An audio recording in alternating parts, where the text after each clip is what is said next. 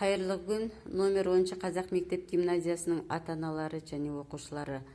Білім және ғылым министрі Асхат Аймағамбетовтың бастамасымен көтерілген оқуға құштар мектеп, оқуға құштар ұлт жобасын қолдау мақсатында отбасылық оқу, ұрпақтың рухани байлығы деген тақырыппен кітапханаға жаңадан келіп түскен кітаптарды сіздерге көрсетіп өтпекшімін.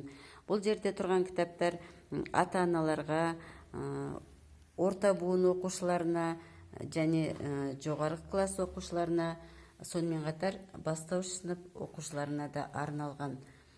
Адамды адам еткен кітап, ал адамзат еткен кітапхана деп Әбіш Кекілбайұлы айтып кеткендей, сіз өзіңіз жақсы жағыңыздан өзгергіңіз келсе, дамығыңыз келсе, бойыңызға рухани азық жинағыңыз келсе, тіл байлығын молайтамын десеңіз, және осы жақсы қасиеттердің барлығын өз ұрпағыңызға да бергіңіз келсе, осы кітаптарды алып, балаларыңызбен бірге отбасылық түрде оқып, талқылап, пікір таласып жүрулеріңізге болады.